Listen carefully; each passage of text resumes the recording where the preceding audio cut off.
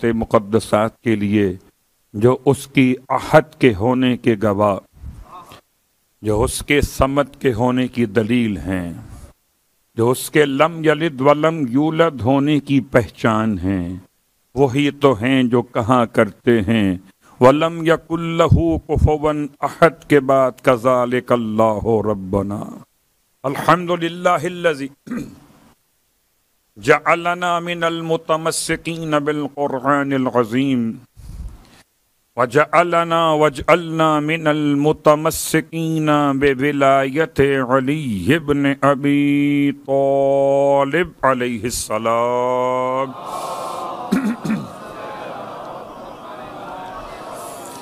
عظم اللہ اجورنا و اجورکم بمصابنا بالحسین علیہ السلام وجعلنا وإياكم إن شاء الله من الطالبين بصأره مع وليه الإمام المهدي من آل محمد علیہم السلام.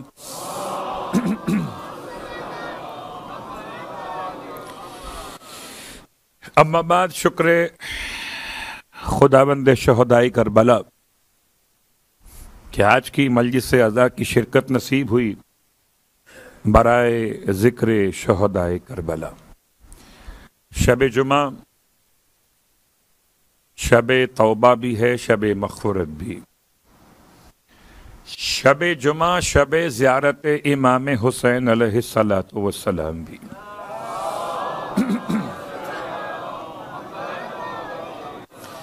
اور شب جمعہ تمام اہل زمان کے اعمال امام زمان کی خدمت میں پیش کیے جانے کی اور رات بھی. اپنے امام سے توسل کرتے ہوئے آئیے ہم اور آپ غلامان امام زمان بننے کے لیے شہدائے کربلا کی سیرت پر راسا روشنی ڈال لیں. کربلا والوں کے ساتھ یہ کہنا تو بڑا آسان ہے فیا لیتنی کنت معکم، لیکن کربلا والوں کے جیسے اعمال اختیار کرنا آسان نہیں ہے، لیکن بہرحال ناممکن بھی نہیں ہے. ایسا بھی نہیں ہے کہ جملہ میرے اور آپ کے لیے بیکار بے سود ہو. یہ بات آپ مجھ سے بہتر سمجھتے ہیں کہ خدا اپنے بندوں کے لیے ایسی تکلیف کو واجب کرتا ہی نہیں اس کی طاقت بندوں میں نہ ہو. اور جب خدا نہیں کرتا تو حجت خدا کیسے بیان کر سکتے تھے؟ اگر کوئی یہ سمجھتا ہے کہ یہ امام علیہ السلام اپنے لیے پڑھ رہے تھے تو شاید وہ کہیں غلط فہمی کا شکار نہ ہو گیا ہو. دلیل چاہیے؟ بے ابی انتم و امی، اس جملے میں جب معصوم نے جملہ بیان کیا تو اپنے والد اور والدہ کے قربان کیے جانے کی بات کی ہے. تو معصوم کے والد معصوم ہیں. یقیناً میرے اور آپ کی تربیت کے لیے، میرے اور آپ کے ثواب کے بڑھانے کے لیے معصوم نے زیارت وارثہ کے آخر میں زیارت شہدائے کربلا تعلیم فرمائی ہے کہ تاکہ ہم اور آپ مل کر کہیں وہ امام کس طرح کہتے ہیں. امام جس طرح کہتے ہیں اسے زیارت ناہیہ کہتے ہیں، اور عزادار جس طرح کہیں اسے زیارت وارثہ. صلوات پڑھے محمد و آل محمد.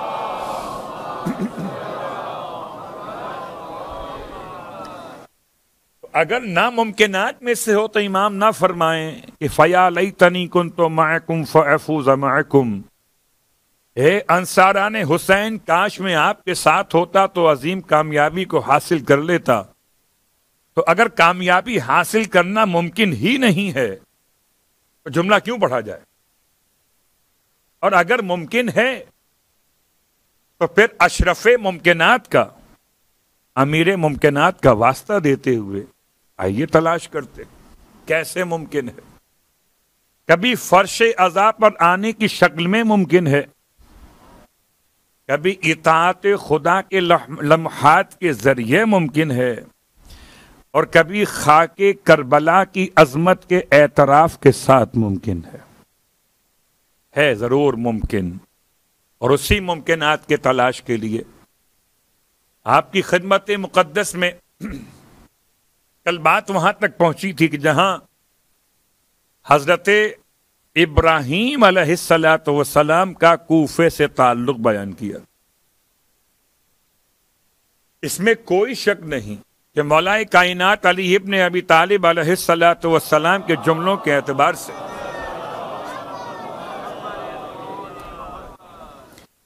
اور جو اس سے پہلے اشارہ کیا جا چکا کہ حبہ ارنین سے امام کے الفاظ کیا تھے، وہ جانا چاہتے تھے بیت المقدس کی طرف، امام نے روک دیا اور روک کے فرمایا کہ یہ مسجد کوفہ افضل ہے. یہ مسجد کوفہ مسجد بیت المقدس سے افضل ہے. اور اس روایت کے تسلسل میں امام کے الفاظ کہ اس مسجد کوفہ میں 1000 انبیاء نے نماز پڑھی ہے اور 1000 اوصیاء نے نماز پڑھی ہے. تو 1000 انبیاء اور 1000 اوصیاء نے نماز پڑھی. اس کی شان کو مولا نے بیان کیا تو الفاظ کچھ اور آگے بڑھائے. فرمایا اس کا درمیان روضۃ من ریاض الجنہ ہے اور فیہ ثلاثۃ اعین، اور اس میں 3 چشمے ہیں. اب ایسا نہ ہو کہ جا کے تلاش کیجئے اور پھر نہ ملے تو ہم سے پوچھئے. روایت کے الفاظ ہیں. چلیے بات کو آسان کر لیتا ہوں. ایک زمانے میں مسجد کوفہ میں حجرہ اسود کو لا کر رکھا گیا تھا اور تقریباً 32 یا 33 سال تک حجرہ اسود مسجد کوفہ میں رہا تھا. اور امام نے اپنی حیات ظاہر مقدس میں یہ خبر سنا دی تھی. اب اگر اس دور کی روایت کوئی آج پڑھے اور آج جا کے تلاش کرے تو مسجد کوفہ میں اسے حجر اسود نہیں ملنے والا. یہ کب کا واقعہ، یہ کیسے ہوا تھا، بس ایک جملہ کافی ہے. جب وہ افراد مکے پہنچے جن کا تعلق قرامطہ سے بیان کیا گیا اور انہوں نے مکے پر حملہ کر کے وہاں کے افراد سے مقابلہ کر کے حجر اسود کو کدال مار مار کے کعبے کی دیوار سے نکال دیا اور نکال کے لے کے چلے. اتنا وزن تھا حجر اسود میں کہ 40 اونٹ تو راستے میں دم توڑ گئے. لے کر کہاں پہنچے؟ مسجد حرام سے مسجد کوفہ کی طرف. اور کدال مارنے کی وجہ سے حجر اسود کے 9 ٹکڑے ہو گئے. اور اس کے بعد کی تاریخ پہ پوری تفصیل کے ساتھ ہے کہ کیسے واپس پہنچا اور کس نے اپنے ہاتھوں سے لگایا. جو اپنے ہاتھوں سے لگائے ان ہاتھوں پہ ہماری جانیں قربان ہے کہ حجر اسود ہر کس و ناکس کے ہاتھ سے لگتا ہی نہیں، یہ جب بھی لگا دست خدا سے لگا ہے. اگر اس کو چھونے میں دست خدا کا مزہ ہے تو اس کے لگانے والا بھی صاحب دست خدا ہے، یعنی کہ امام زمانہ علیہ السلام کا دور. تو مجھے اتنا تفصیل میں جانا اس لیے پڑ گیا کہ میں 3 چشمے بیان کر رہا. مسجد کوفہ میں 3 بت بھی تھے اور یہ تینوں بت نام پر تھے حضرت نوح علیہ السلام کی اولادوں میں سے 5 میں 3 کے نام پر تھے. اب کہاں ملیں گے؟ آپ کو نہیں ملیں گے. اب اگر کوئی تاکہ تلاش کرے تو کہاں ملیں گے؟ ایسے امام کے الفاظ کے اعتبار فرماتے 3 چشمے مسجد کوفہ میں. یہ 3 چشمے پھوٹتے ہیں مسجد کوفہ سے. ایک چشمہ پانی کا، ایک چشمہ دہن روغن کا، اور ایک چشمہ لبن دودھ کا. اور ان تینوں کا کمال یہ ہے، کتنے حسین تین ہیں، کہ کمال یہ ہے کہ یہ گناہوں کو دھو دیتے ہیں اور مومن کو پاک کر دیتے ہیں. امام کے الفاظ کا ترجمہ میں نے کیا. مسجد کوفہ کے حوالے سے مولائے کائنات کے الفاظ کا ترجمہ.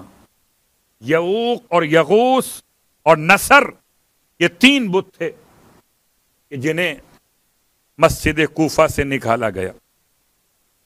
عجیب اتفاق، تین چشمے ہیں اور تین بت ہیں.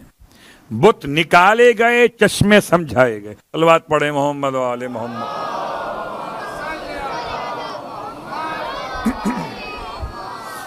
تو مسجد کوفہ کے حوالے سے حضرت ابراہیم علیہ السلام کا تذکرہ کل آ چکا،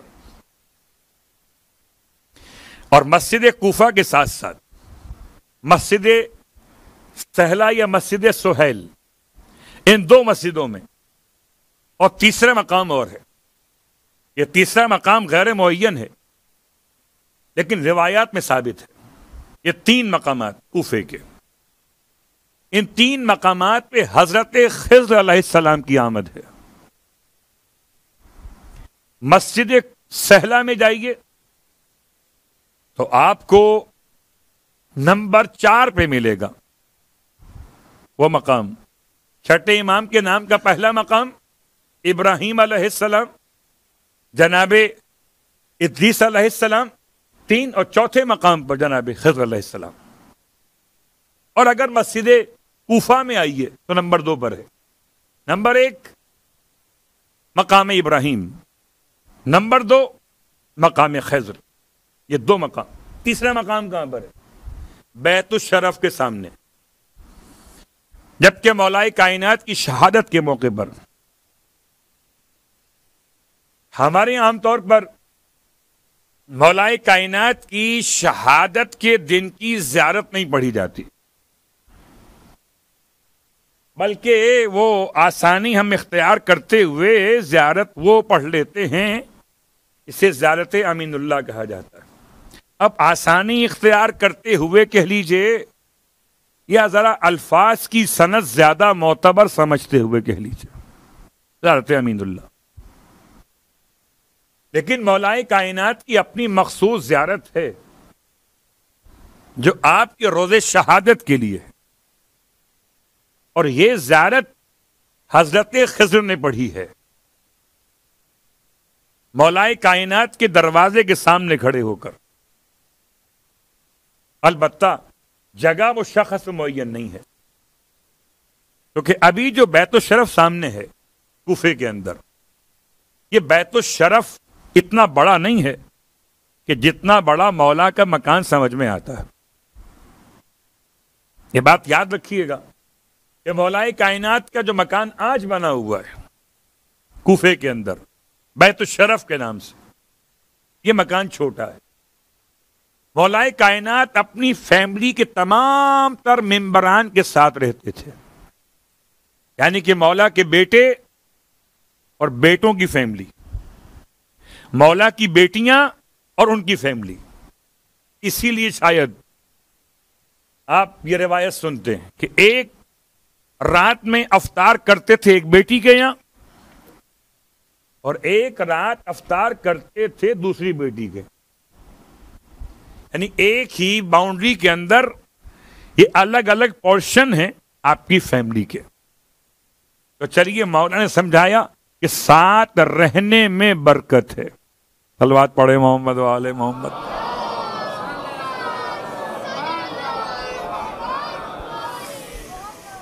تو اب مولائے کائنات کی اولادوں پہ غور کیجئے اور اس کے بعد وہ مکان کی مکانیت دیکھیے تو آپ کو اندازہ ہو جائے گا.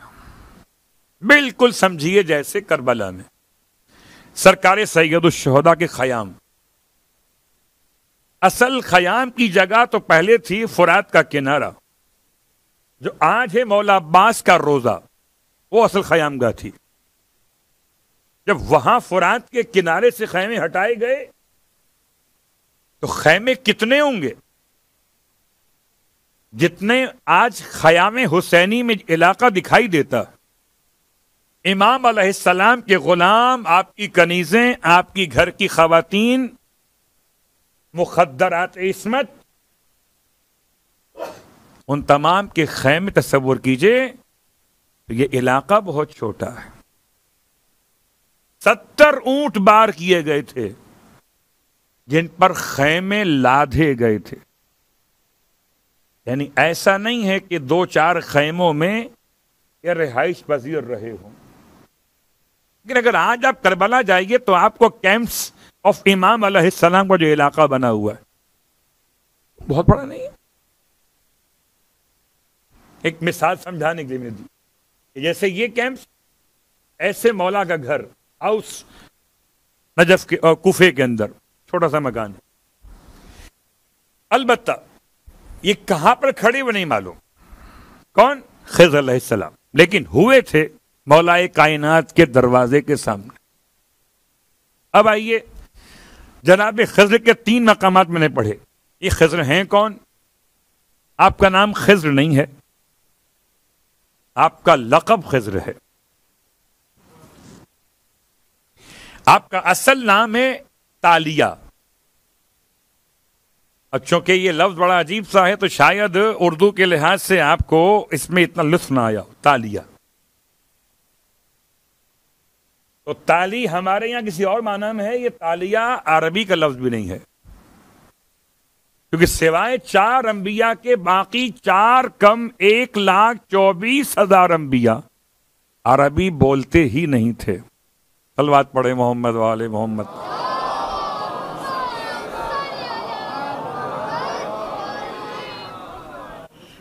اب جب بولتے نہیں تھے عربی تو اتفاق سے غالباً 2 دن پہلے کا ایک جناب ادریس کا حوالہ، تو سوال میرے پاس رات میں آیا تھا، اور جب رات میں سوال آیا تو میں نے چاہا کہ جواب دے دوں پرائیویٹ میں، ریکویسٹ کی گئی کہ آپ جواب سب کے سامنے دیں۔ سوال کیا تھا؟ سوال یہ تھا کہ ادریس علیہ السلام 72 زبانیں جانتے تھے، بولتے کس سے تھے؟ آپ مجھے بتائیں ایمانداری سے۔ اب جتنے بیٹھے ہوئے ہیں آپ میں سے اکثر ایسے ہوں گے جن کو 1 سے زیادہ زبانیں آتی ہوں گی، تو آپ ہر زبان تو یا نہیں بولتے ہوں گے، جس زبان کا ماحول سننے والے ملیں گے وہ زبان وہاں بولیں گے۔ شاید سوال یہ ہے کہ آبادی تو بہت کم ہے، حضرت آدم کی اولادوں میں جناب ادریس کا دور بہت قریب ہے،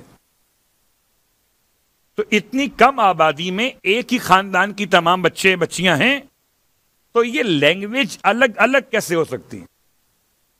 72 زبانیں۔ تو یاد رکھیے، ہر نبی خدا کی حجت ہے اور خالی انسانوں پہ نہیں ہے۔ خدا نے ہر ایک اپنی خلق کو بولنے کا طریقہ سکھایا ہے، اسے زبان کہیے، لہجہ کہیے، اشارہ کہیے، کنایا کہیے۔ اور اگر یہ بات سمجھ میں نہ آئے تو چلیے آپ کو مسجد کوفہ سے سمجھا دوں۔ مسجد کوفہ میں دروازہ ہے، اس کا نام حاکم شام کے بدخواہوں نے ایسا مشہور کیا کہ طویل عرصے تک لوگ اسے باب الفیل کہتے رہے، حالانکہ فیل ہوتا نہیں تھا کہ اتنا بڑا فیل ہوگا۔ باب الفیل کہتے رہے حاکم شام کے زمانے سے، حالانکہ اس دروازے کا اصل نام یہ نہیں ہے۔ اچھا، مستحب ہے کہ 6 دروازے مسجد کوفہ کے آج، کہ اس میں سے اسی دروازے سے انسان داخل ہو، جس کا نام باب الفیل پڑ گیا تھا۔ اللہ اکبر، ایسا طریقہ، بہت غور کیجئے گا، جیسے ہمارے الفاظ الکوفی لا یوفی ہو گئے، ایسے ہماری زبانوں پر دروازے کا نام کیا ہو گیا؟ دروازے فیل، ہاتھیوں والا دروازہ۔ اصل نام کیا ہے اس کا؟ اصل نام ہے باب ثعبان، سے عین بے الف نون ثعبان. ثعبان کا مطلب بڑا اژدہا، یعنی سانپوں کا بڑا بادشاہ. ہوا کیا تھا؟ یہ سب سے بڑا دروازہ باب الکبیر ہے، اور اس دروازے سے کوفے کے رہنے والے مسجد کوفہ میں آتے تھے. زمانہ حکومت علی ابن ابی طالب علیہ الصلوۃ والسلام ہے.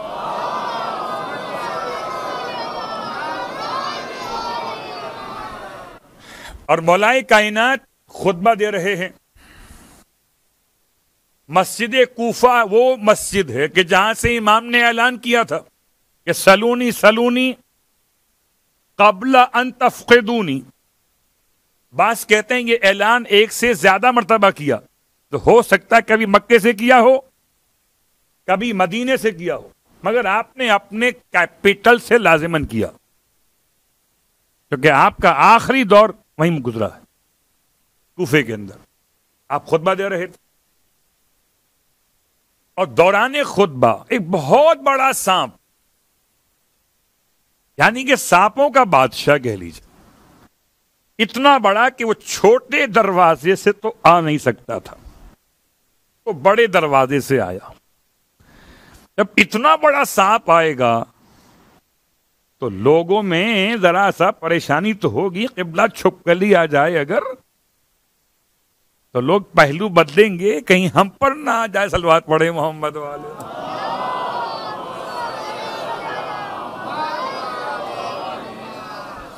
مجمع ہے نا مولا کے سامنے.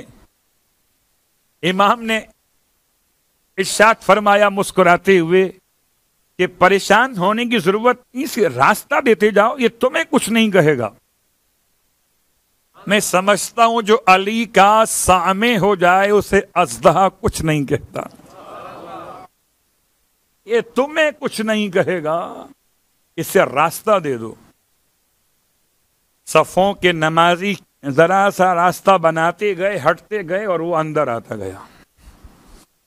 اور اندر آ کر ممبر کے سیڑھیوں پہ چڑھا اور اپنا پورا منہ لے کر علی علیہ السلام کے منہ کے قریب کر دیا، اور اپنی لینگویج میں جیسے سانپ بولتے ہیں، آواز نکالتے ہیں، جو سانپ کی آواز ہو. اب مجھے آواز نکالنا نہیں آتی، جو سانپ کی آواز ہو اس آواز میں اس نے امام سے سوال کیا، اور کمال ہے امام نے اس کو اس کی لینگویج میں جواب دیا.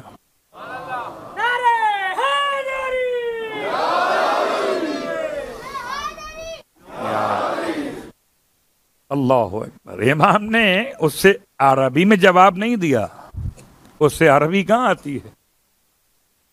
امام نے اسے اس کی زبان میں جواب دیا.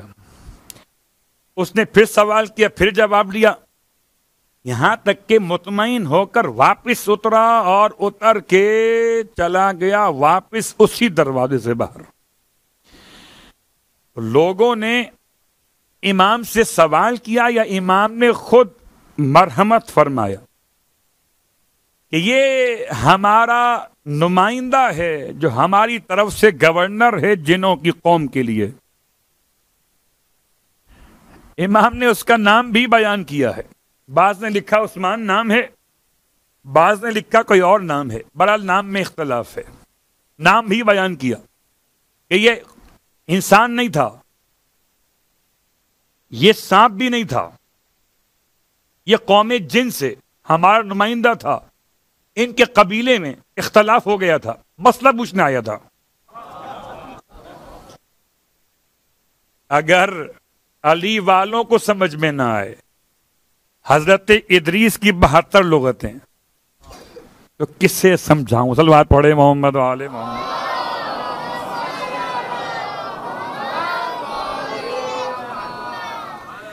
بات واضح ہو گئی. یہ سوال تھا اس لیے میں نے آپ تک پہنچا دیا. تو جناب خضر کا نام ہے تالیہ،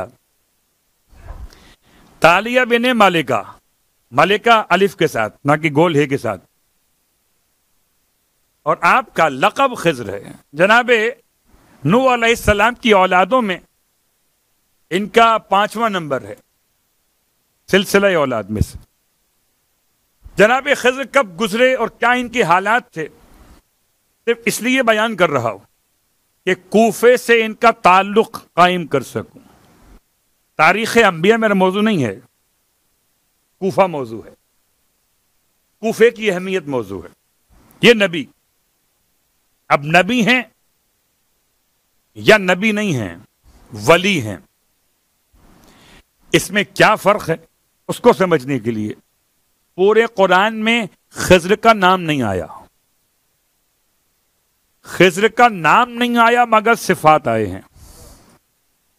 سورہ کہف میں آئیے اصحاب کہف کو اٹھانے نہیں، آیت پڑھنے کے لیے. ایسا نہ ہو کہ اٹھانے پہنچ جائیے، ابھی نہیں اٹھیں گے، وہ ابھی امام آئی نہیں تو غلام کے آنے پہ نہیں اٹھیں گے، وہ امام کے آنے پہ اٹھیں گے. تو سورہ کہف کی آیت نمبر 65 یعنی 65، آیت نمبر 65 اس سے آغاز ہو رہا ہے. آیت پڑھتا ہوں بعد میں، پہلے جملہ سن لیجئے. اور جملہ یہ کہ جناب موسیٰ علیہ السلام نے جب فرعون برباد ہو گیا، فرعون کی قوم تباہ ہو گئی اور بڑا دشمن فی النار ہو گیا، تو آپ نے اپنی قوم کو جمع کر کے ایک بڑا عظیم الشان خطبہ دیا. حضرت موسیٰ علیہ السلام کون ہیں؟ جو جاتے ہوئے دربار فرعون میں خدا سے کہتے تھے رب اشرح لی صدری ویسر لی امری واحلل عقدۃ من لسانی یفقہوا قولی. اے خدا میری زبان کی گرہ کھول دے تاکہ یہ میری بات سمجھ لیں. خدا نے ایسی گرہ کھولی. کیا خطیب تھے موسیٰ علیہ السلام. کاش کے علماء نے اس خطبے کو محفوظ کیا ہوتا، ہم تک پہنچایا ہوتا. آپ کا عظیم الشان خطبہ، بڑی کامیابی تھی.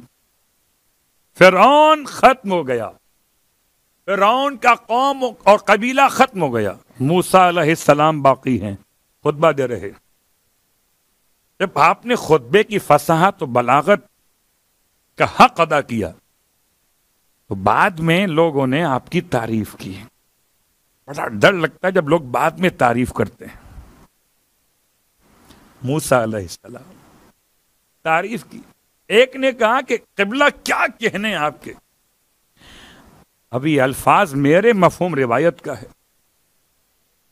کیا کہنے آپ کے، ایسی شعلہ بیانی تھی، لگتا ہے کہ آپ سے زیادہ کوئی صاحب علم تو ہوگا ہی نہیں.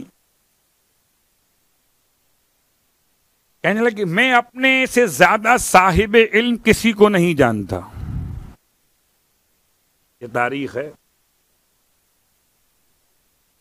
پھر ذہن میں خیال بھی آیا ہوگا، لکھا ہے علماء نے کہ بھائی، اور ہونا بھی چاہیے، جو خدا کی حجت ہو، صاحب شریعت ہو، رسول ہو، جس کے کہنے پہ آسمان سے پکے پکائے کھانے آ جائیں.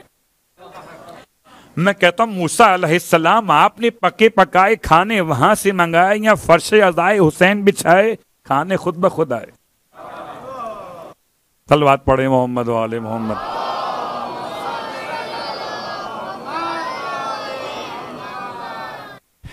اتنا عظیم پیغمبر، صاحب کتاب نبی، تو آپ سے زیادہ کوئی صاحب علم کہاں ہو سکتا تھا؟ یہ کیسے ہو سکتا ہے؟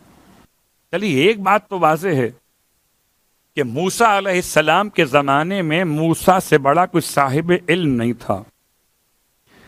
حیرت ہے امتی نے یہ نہیں کہا کہ جبرائیل آپ کو پڑھاتے تھے. میں کہتا ہوں موسیٰ کے چاہنے والے اتنے سمجھدار تھے کہ موسیٰ کو استاد مانتے تھے، شاگرد نہیں. کیا ہو گیا فخر موسیٰ کا کلمہ پڑھنے والوں کو کہ جبرائیل کو استاد مانے ہوئے حضرت موسیٰ علیہ السلام. لوگ تو تعریف کر دیتے پھر قیامت ہوتی. اوپر سے کال آ گئی اب یہ اوپر والا جملہ جو ہے کہیں اور نہ چلا جائے کہیں کہ اس کا تعلق ایسا نہ ہو کہ اندیکھی مخلوق سے ہو جائے. اوپر سے کال آ گیا، یعنی کیا؟ جبرائیل امین آ گئے موسیٰ علیہ السلام کے پاس، اور آنے کے بعد خدا کا پیغام دیا. خدا سلام کہتا ہے موسیٰ، اور خدا بتانا چاہتا ہے کہ آپ نے یہ کیوں نہ کہا کہ خدا زیادہ بہتر جانتا ہے. ایک جملہ استعمال کرتے ہیں، اور یہ شاید آپ نے علماء کے انداز تحریر نے مشاہدہ کیا ہو. جب کبھی کوئی خط لکھتے ہیں، کوئی پیغام لکھ کے دیتے ہیں، تو اس کے آخر میں لکھتے ہیں واللہ عالم بالصواب، اور اللہ زیادہ بہتر جانتا ہے صحیح بات کیا ہے. موسیٰ علیہ السلام سے فرشتے نے آ کر کہا خدا آپ سے کہتا ہے آپ نہیں جانتے تھے کسی اور صاحب علم کو، تو خدا تو جانتا ہے کہ اس نے روئے زمین پر آپ سے زیادہ علم کسے عطا کیا.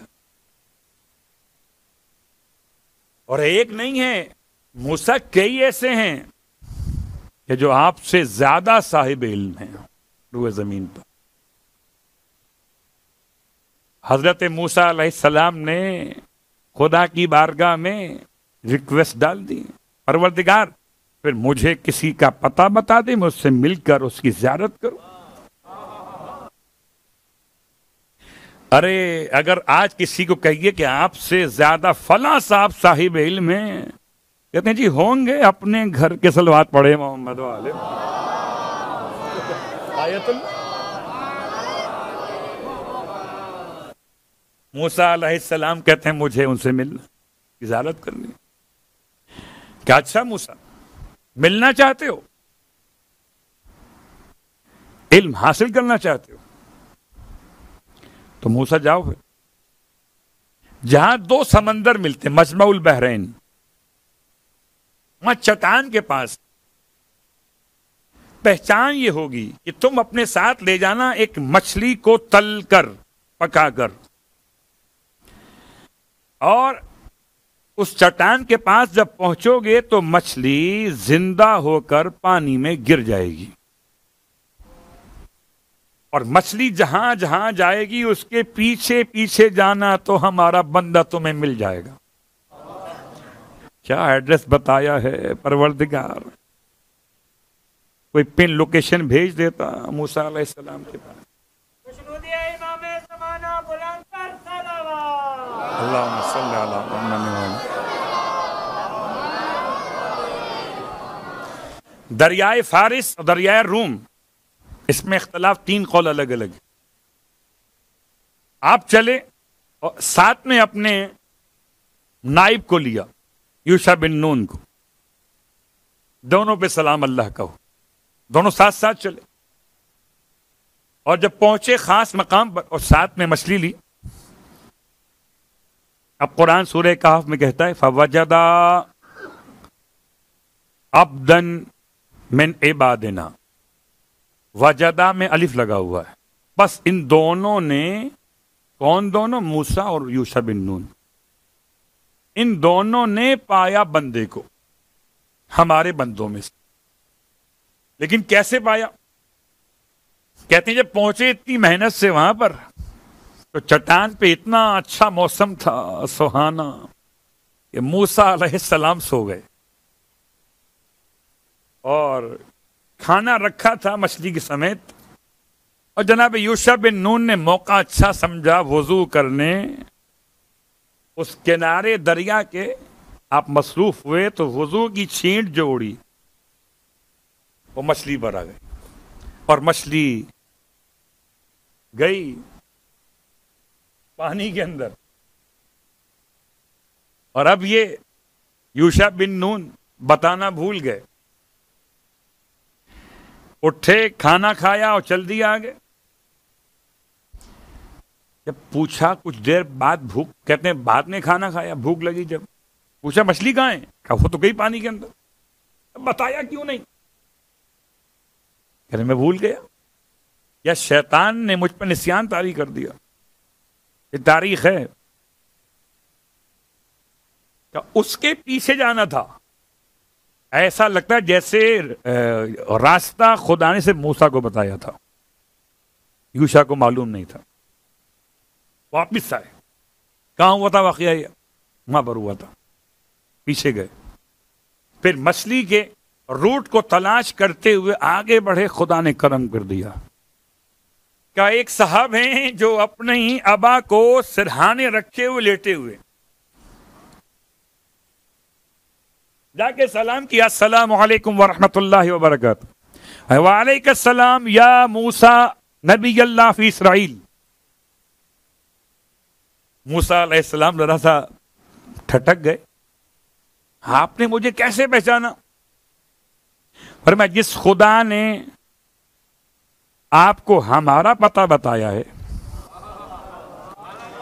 اس خدا نے آپ کا عنوان ہمیں بتا دیا کہ آپ آنے والے. آئیے بیٹھیے. استقبال کیا, بیٹھ گئے. یہ ہیں خضر جو لیٹے ہوئے تھے, اٹھ کے بیٹھ گئے. کیسے آنا ہوا؟ فوجدا عبدا من عبادنا. کون ہے یہ؟ آتیناہ رحمتا من عندنا. ہم نے اس بندے پر اپنی رحمت کو نازل کیا, اور علمناہ من لدنا علما, اور ہم نے اسے اپنے پاس سے علم لدنی عطا فرمایا تھا. موسیٰ علیہ السلام کا دائرہ علم اور ہے, ان کا دائرہ علم اور ہے. حضرت خضر یعنی جناب طالیہ علیہ السلام کس لیے آئے ہیں؟ کہ جی آپ سے کچھ سیکھنے آیا ہوں. جی آپ برداشت نہیں کر پائیں گے. ایسا ہی ہے قبلہ, مجھے اگر بٹھا دیجئے آپ پائلٹ کے ساتھ تو میری تو حالت خراب ہو جائے گی. اس لیے کہ مجھے نہیں معلوم کہ یہ پائلٹ اب کیا کرنے والا ہے, یہ جہاز میں مسائل سولو کیسے ہوتے ہیں, یہ آگے چلتا کیسے ہے, کہ بادلوں سے بچ کے نکلتا کیسے ہے, مجھے کیا معلوم. ہر ایک کا اپنا دائرہ عمل ہے, دائرہ علم کے ساتھ, کہ آپ برداشت نہیں کر سکتے. کچھ تو بتا دیجئے کہ اچھا پھر آپ ہمارے ساتھ چلیں گے تو. یہ عجیب بات ہے. مدرسہ ایسا ہو جو چلتا پھرتا مدرسہ ہو, بغیر کتاب کے بغیر کاپی کے ہو. اتنا بڑا بڑا بیگ بچوں کو دیا ہے کہ ان کے اپنے وزن سے زیادہ ہے. علم کم ہے, وزن زیادہ ہے. یہ بغیر کتاب اور کاپی کا مدرسہ ہے. ورچوئل کہہ لیجئے. صلوات پڑھے محمد وآل محمد.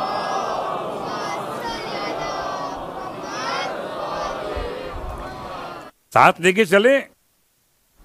اور مختصر کرتا ہوں, مجھے کوفے تک پہنچنا ہے, ٹائم بڑا کم ہے کوفے کا. پہلا صرف سمجھانا یہ کہ جناب خضر جیسا عالم کوفے میں 3 مرتبہ آیا ہے. جناب خضر بیٹھے کشتی میں, اور کشتی میں بیٹھے موسیٰ علیہ السلام کے ساتھ, جناب یوشع بن نون کے ساتھ. جب کشتی آگے بڑھی تو آپ نے سوراخ کر دیا. یہ سنا تو آپ نے پہلے بھی ہے. عجیب بات کیا ہے, سوراخ پر اعتراض تو کیا موسیٰ نے, اور جب استاد نے ذرا سا سختی کی کہ آپ سے ہمارا معاہدہ ہوا تھا, آپ کوئی سوال نہیں کریں گے مجھ سے, تو آپ نے معذرت کی. پھر جب غور کیا تو عجیب بات تھی. کیا بات تھی؟ کہ کشتی میں سوراخ تو تھا مگر پانی اندر نہیں آ رہا تھا. اللہ اکبر. کشتی میں سمجھیں ولایت کو, نبوت کا دائرہ کار اور ہے, ولایت کا دائرہ کار اور ہے. حضرت خضر کی جو شخصیت ہے وہ ولی کی حیثیت میں ہے. کشتی میں سوراخ کر دیا, پانی اندر نہیں آ رہا. آگے بڑھے, لڑکے کو قتل کیا اور بڑا حسین لڑکا تھا، بڑا شریف دکھائی دیتا تھا، تو کسی شریف کو شریف مت سمجھ لیجیے گا، اس لیے کہ نبی شریفوں کو چہروں سے نہیں نسلوں سے پہچانتے. اسے پسے دیوار لے جا کے جان سے مار دیا. تیسرا کام کیا آپ، اور تیسرا کام تھا، یہ بستی انطاکیہ ہے یا ناصرہ ہے، لگتا ہے یہ عراق کا علاقہ کو تھا کہ جہاں یہ واقعات پیش آئے. خاص تیسرا واقعہ، وہ جو دیوار تھی وہ 13 گز کی تھی، جس دیوار کی تعمیر کی 2 نے مل کر، اور وہ بھی بھوکے تھے. پھر تو غصہ آنا چاہیے تھا نا. 13 گز کی دیوار بنائی خالی پیٹ، جیسے آپ سن رہے ہیں مجلس خالی پیٹ. 13 گز آپ کو تو مل جائے گا نا کھانا بعد میں، ان کو نہیں ملا. صلوات پڑھے محمد والے محمد کو نہیں ملا. آخر میں بول پڑے موسیٰ علیہ السلام، اگر دیوار بنانا ہی تھی تو مزدوری مانگ لیے ہوتے، کم از کم روٹی تو کھا لیتے. تو یہ تقاضۂ نبوت اور ہے اور انداز ولایت اور ہے. بس ایک پیغام یہ آ گیا کہ انسان کبھی علم کے مسئلے پر اپنے آپ کو عقل کل نہ سمجھے. کہتے ہیں یہ جب تینوں بیٹھے تھے چٹان کے پاس تو دیکھا ایک پرندہ آیا دریا کے کنارے اور اپنی چونچ میں قطرہ پانی کا لیا، جانب مکہ اچھال دیا. دوسرا قطرہ لیا مشرق و مغرب کی طرف اچھال دیا. تیسرا قطرہ لیا اپنے پروں پہ ڈال دیا. یہ دونوں پریشان ہیں، یہ کیا ایسی بات ہے؟ تو کہتے ہیں کسی نے خبر دی یا یہ روایت معصوم نے بیان فرمائی کہ جو پہلا قطرہ جانب مکہ اچھالا تھا وہ ختمی مرتبت کی آمد کی خبر تھی.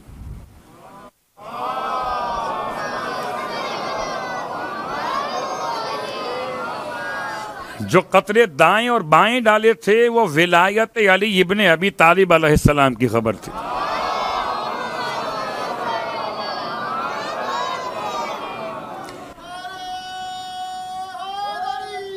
یا علی، جو قطرہ اپنے اوپر ڈالا تھا وہ ان کے علم کی خبر تھی.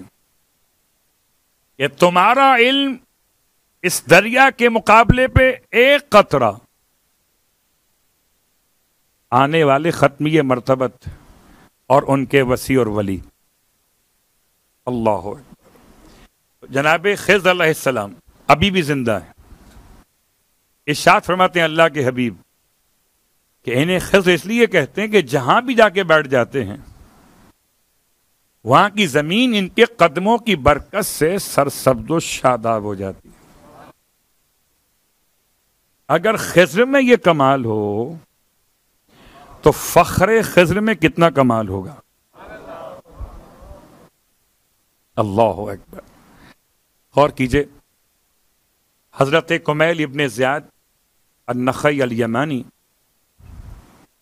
مولا کائنات علی ابن ابی طالب علیہ السلام کی بارگاہ میں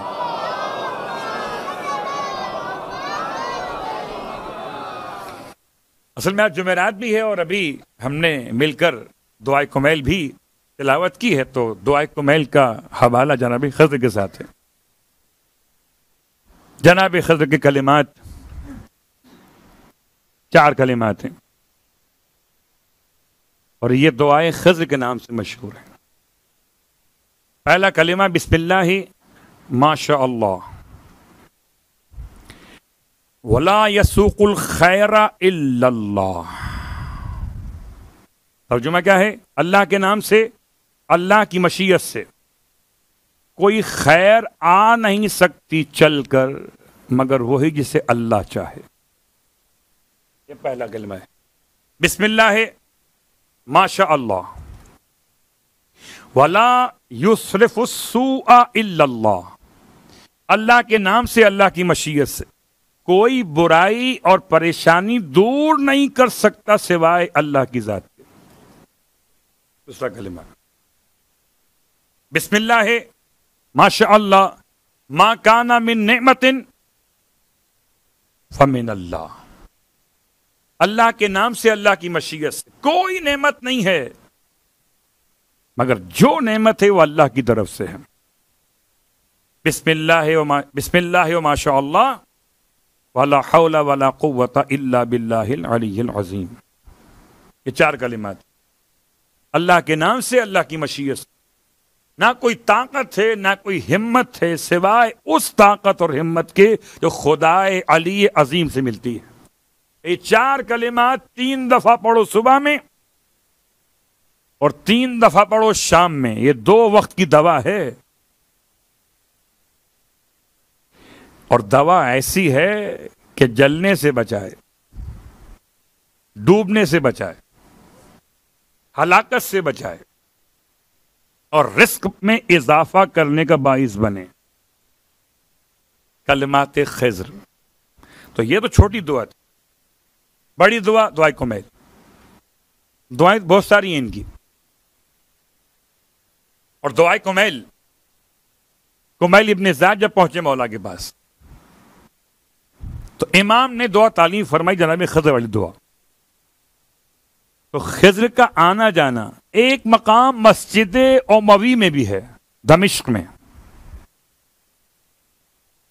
جو دیوار بڑے ہال کے اندر ہے. اس میں 4 محرابیں ہیں اور 3 مقامات دیوار کے اندر محراب بنی الگ سے زیارتگاہ کے طور پر. عام طور پر لوگ اس پہ غور نہیں کرتے. مسجد اموی دمشق میں جناب خضر وہاں پر بھی آئے تھے. وہاں پر کیوں آئے تھے؟ کہ جہاں معصوم گئے وہاں معصوم کی خدمت میں خضر بھی پہنچے. اور ابھی خضر موجود ہیں اسی دنیا کے اندر. جب تک آخری معصوم موجود ہے خضر بھی موجود ہے.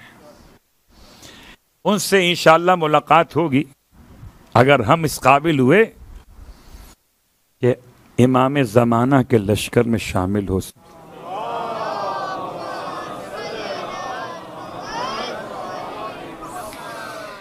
آئیے جس شخصیت کا تعارف کربلا کے شہیدوں میں آج کروانا مقصود ہے. یہ شخصیت بیان کرنے سے پہلے صرف 2 باتیں آپ کی خدمت میں کہ ابھی عشرِ ثانی تمام ہونے کو انشاءاللہ کل شہدائے کربلا کا سرکار سید الشہداء کا 10واں منایا جائے گا. کل امام کی شہادت کو 10 روز مکمل ہو جائیں. تو آپ کی شرکت جیسے آج ویسے کل، اور شرکت بھی آپ کی لائق تحسین ہے، اور یقیناً آپ کی ہی معاونت سے اس ذکر کے لیے آسانیاں فراہم کی جاتی ہیں. تو انشاءاللہ آپ سے التماس ہے کہ جب خدا آپ کو عطا فرما رہا ہو تو نام حسین پر جو کرنا چاہیں بارگاہ کے انتظامیہ کے ساتھ، کہ تاکہ سلسلہ ازاں جیسے یہاں تک پہنچا ایسے امام زمانہ تک پہنچے انشاءاللہ. خدا آپ کے رزق میں اتنی برکتیں عطا کرے کہ نام حسین سے لے کر روز حسین تک پہنچے. شب جمعہ ہے اور دعا قبول ہو گئی تو آپ سمجھتے ہیں کہ شب جمعہ کربلا معلیٰ میں ہوں گے انشاءاللہ. کربلا معلیٰ میں شہدائے کربلا میں ایک خاص شہید کا تذکرہ آج کرنا. یہ کون ہے؟ جن کے نام کے بارے میں بڑا اشتباہ ہو گیا، حتیٰ کہ ہمارے ایک معتبر شاعر اہل بیت نے پورا اس پہ نوحہ لکھ دیا اسی اشتباہ کے اوپر. اصل شخصیت کا نام ہے نافع بن ہلال بن نافع. اصل شخصیت کا نام نافع ہے، والد کا نام ہلال ہے، اور ہلال بن نافع یہ پورا نام جو ہے یہ لشکر یزید کے سپاہی کا ہے۔ اگر آپ کہیں نافع بن ہلال شہید کربلا، اور کہیں ہلال بن نافع تو یہ لشکر یزید کا سپاہی تھا۔ بالکل ایسے ہی مسئلہ کھڑا ہوا دونوں شخصیات کے قبیلوں کے اعتبار سے۔ پڑھوں کہ چھوڑ دوں؟ تھکے تو نہیں ہیں؟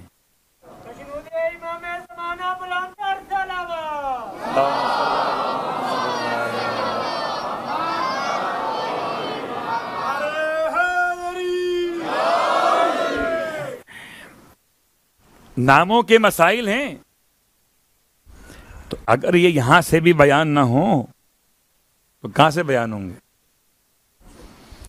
اصل اسم گرامی نافع ہے۔ نافع خدا کے ناموں میں سے ایک نام ہے، اور نافع نکلا اردو کے لفظ نفع سے ہے، پروفٹ، فائدہ، اور اس کا ترجمہ جو فائدہ پہنچائے اسے نافع کہتے ہیں۔ اور قسم بخدا یقین کامل رکھیے، جب کسی کو کوئی مشکل پیش آئے اور نفع چاہیے ہو تو نام خدا کا نافع لے، وسیلہ اس نافع کو بنا لے۔ خدا بھی نافع اور خدا کی حجت کا عاشق بھی اسم کے اعتبار سے نافع۔ والد کا نام ہلال ہے۔ ہلال کہتے ہیں باریک چاند کو۔ بن نافع، دادا کا نام بھی نافع ہے۔ اس سے آگے نہیں بڑھتا، وقت نہیں ہے۔ دونوں قبیلے الگ الگ، ایک البجلی ایک الجملی۔ حضرت نافع جو شہید کربلا ہیں، ناصر حسین ہیں، وہ الجملی ہیں، البجلی نہیں ہیں۔ البجلی ہلال بن نافع ہے تو لشکر یزید کا سپاہی تھا۔ بڑا اشتباہ ہوا، ہلال آؤ تمہیں کربلا دکھاتے ہیں، یہ اشتباہ ہے۔ اصل نافع ہے۔ اگر اس میں تھوڑا سا یہ کر سکیں، بن ہلال تمہیں کربلا دکھاتے ہیں، تو اس جملے کی ذرا سی نوک پلک سیدھی کریں تو بات پلٹ جائے گی۔ صرف ہلال کہیں گے تو بات بھی اور ہو جائے گا، بن ہلال کر دیں گے تو ہلال کا بیٹا کون؟ نافع۔ یہ نافع ہیں کون؟ یہ نافع کربلا کے شہیدوں میں کوفی ہیں۔ میں نے اب تک آپ کی خدمت میں سارے کوفی چھانٹ چھانٹ کے بیان کیے، عالم بیان کیے، قاری بیان کیے، شاعر بیان کیے، خطیب بیان کیے۔ آج جو یہ کوفی ہیں یہ کاتب ہیں، کاتب الحدیث، یعنی یہ رائٹر ہیں، کتاب لکھتے ہیں۔ اور کوفہ گہوارے تہذیب اور تمدن رہا، تفصیل الگ نکل جائے گی کسی اور طرف، کہ سب سے زیادہ حدیثیں لکھے جانے کا حوالہ مدینے سے نہیں ہے، کوفے سے ہے۔ کوفے میں تھے لکھنے والے، عبید اللہ بن ابی رافع، یہ کاتب مولائے کائنات علی ابن ابی طالب علیہ السلام تھے، کوفے کے۔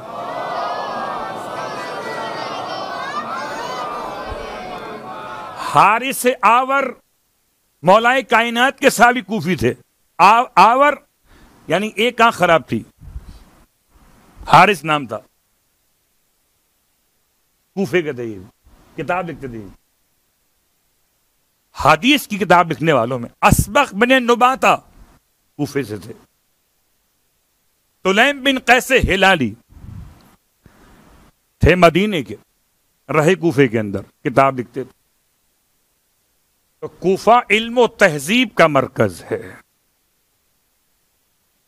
اور نافع تو وہ شہزادے ہیں جس کو مولائے کائنات نے پالا ہے. اس کا مطلب کربلا کے شہادت کے موقع پر نافع کی عمر کتنی ہوگی؟ جب مولائے کائنات 36 سن ہجرت میں آئے کوفے میں اور 40 میں شہید ہو گئے اور 61 میں واقعہ پیش آیا، تو 25 سال. اگر اول سال سے ان کی تربیت مولا نے کی ہو پیدائش کے بعد سے، تو 25 سال کا جوان نافع، 25 سال کا جوان رائٹر ہے جی. اللہ اکبر. تو یہ کوفہ ہے علم کا گہوارہ، کہ جہاں کے شہید بھی کاتب ہیں، کاتب الحدیث. اور جب مولا نے پالا ہے تو پھر تربیت کیسی کی ہوگی مولا نے. اور جب خدمت میں آئے، یہ کب پہنچے؟ جب عزیب الحجانات کے مقام پر ہر کا لشکر امام کو گھیر کے لے جا رہا تھا، اور ان افراد میں جو 6 اور 8 بیان کیے گئے اس سے پہلے اس مجلس میں، ان میں سے ایک یہ بھی تھے. کہتے ہیں آپ اکیلے آئے تھے، آپ کی فیملی ساتھ تھی. ایک روایت، آپ کی شادی نئی نئی ہوئی تھی، اور آپ کا ایک غلام بھی آپ کے ساتھ تھا. غلام کا نام نہیں ملا. لیکن نافع پہ لاکھوں سلام ہو، ہماری جانیں قربان. یہ وہی شخص ہیں کہ جن کی روایت بڑی مشہور پڑھی جاتی ہے شب عاشور کے حوالے سے. البتہ پڑھنے والے ہلال پڑھ دیتے ہیں، اصل نافع. امام علیہ السلام شب عاشور اپنے خیمے سے باہر نکلے. امام نے ترتیب اس طرح بنائی تھی کہ 3 طرف خندق ہے، کہ کوئی 3 طرف سے امام کے خیام پر حملہ نہ کر سکے. اور بالکل سامنے کی طرف سے مولا عباس کا خیمہ ہے، کہ کوئی بھی تیر اہل بیت کے خیام پر جانے سے پہلے عباس کے خیمے پہ آ کر رک جائے. اس کے بعد بھی امام علیہ السلام شب عاشور میدان میں آئے ہیں اور جا رہے ہیں جانب مقتل. نافع نے امام کو جاتے ہوئے دیکھ لیا. نافع امام سے پوچھے بغیر، امام کا ایسا عاشق ہے نافع، ایسا امام کا محب کہ بغیر پوچھے چلا آیا، تلوار نے آم سے نکالے ہوئے. امام نے آہٹ کی آواز سنی، فرمایا اندھیرے میں کون آتا ہے؟ نافع نے دستے ادب باندھ کے کہا مولا میں آپ کا غلام نافع. اس خیال سے آ گیا کہ کہیں کوئی آپ کو دیکھ کر اکیلے میں حملہ نہ کر دے. امام نے نافع سے ارشاد فرمایا، ابھی وہ مقتل جو پڑھا نہیں تھا ہمارے یہاں، نافع یہ سامنے 2 پہاڑ موجود ہیں، ان 2 پہاڑوں کے بیچ میں جگہ موجود ہے. میں تم سے کہتا ہوں رات کا وقت ہے، جاؤ چلے جاؤ. نافع قدموں پہ گر گئے، کہنے لگا مولا آپ کو چھوڑ کے چلا جاؤں، کیا منہ دکھاؤں گا روزے محشر رسول خدا کو، کیسے سامنا کروں گا اپنے پالنے والے علی ابن ابی طالب کا. مولا میں آپ اور اپنی جان قربان کر سکتا ہوں، آپ کو چھوڑ کے نہیں جا سکتا. یہ مقتل کی روایت کم پڑھی جاتی ہے، ہاں وہ مشہور پڑھی جاتی ہے. نافع سے امام نے فرمایا اچھا اگر آ گئے ہو تو آؤ ہمارے ساتھ چلو. امام نے نافع کو لیا اور 2 قدم آگے بڑھے. پھر فرمایا نافع دیکھو یہ جگہ وہ ہوگی جہاں کل اون و محمد کی لاشیں گریں گے اور ہم اپنے بھانجوں کی میتیں اٹھائیں گے. 2-4 قدم اور آگے بڑھے، فرمایا نافع دیکھو یہ وہ جگہ ہوگی جہاں کل میرا قاسم گھوڑوں کی ٹاپوں سے بمال ہو جائے، نافع ہم قاسم کی لاش کو سمیٹیں گے اسی مقام سے۔ دو چار قدم اور آگے بڑھے، فرمایا نافع دیکھو یہ وہ جگہ ہوگی کہ جہاں میرا 18 برس کا علی اکبر برچی کا پھل کھا کے گرے گا، نافع یہاں ہم اپنے جوان کی لاش کو اٹھانے کے لیے آئیں گے۔ چوتھے مقام پر پہنچے، فرمایا دیکھو نافع یہ وہ جگہ ہوگی جہاں میں 6 مہینے کے بچے کا لاشا اپنے سینے سے لگائے ہوئے فریاد کروں گا، اجرکم علی اللہ۔ نافع کہتے ہیں امام اور آگے بڑھے، ایک ایسے مقام پہ پہنچے جہاں نشیب کا علاقہ تھا۔ امام نے مجھ سے فرمایا نافع تم آگے نہ بڑھنا، ہم اکیلے آگے جائیں گے۔ نافع کہتے میرا دل پریشان ہو گیا، اندھیرا ہے، ارے کوئی تیر نہ مولا کو نقصان پہنچا، اس اندھیرے میں کوئی میرے مولا کو پتھر نہ مار دے۔ اللہ اکبر، حکم امام تھا، نافع رک گئے، امام آگے بڑھے، نشیب میں اتر گئے۔ کہتے ہیں نافع مجھے دکھائی تو کچھ نہیں دیتا تھا، البتہ دل میں اتنا پریشان تھا، امام کے لیے دعا کر رہا تھا کہ میرا مولا سلامتی کے ساتھ واپس آ جائے، ورنہ میں کل کیا منہ دکھاؤں گا، میں اپنے مولا کو بچا نہ سکا۔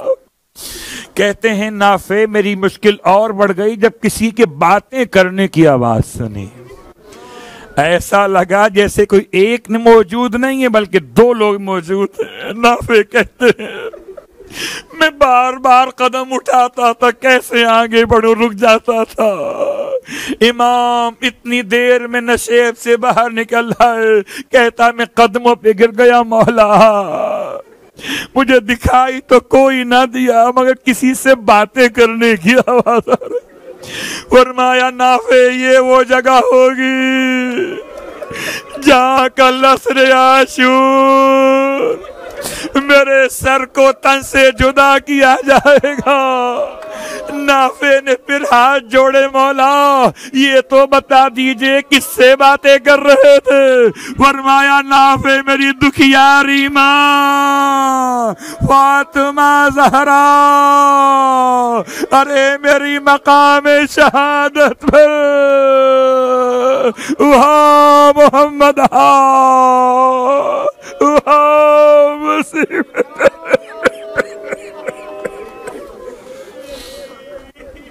اللہ ولعنۃ اللہ علی القوم الظالمین وسیعلم الذین ظلموا أی